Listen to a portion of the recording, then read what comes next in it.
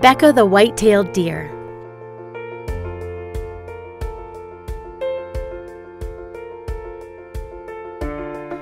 White-tailed deer are cautious animals with highly developed senses of sight, smell, and hearing. They are found in all habitats, from high mountain forests to coastal marshes.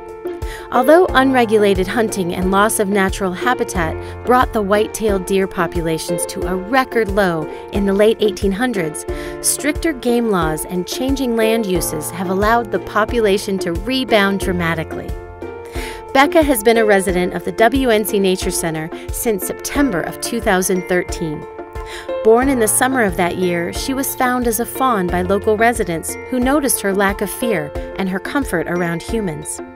It was apparent she had been hand-raised by a person and lacked the skills to survive and thrive in the wild. After contacting the Wildlife Commission, it was decided that the safest thing for Becca was to remain with the WNC Nature Center. Becca enjoys all of the love and attention she receives from our animal staff. Next time you visit the WNC Nature Center, ask about all of our animal stories.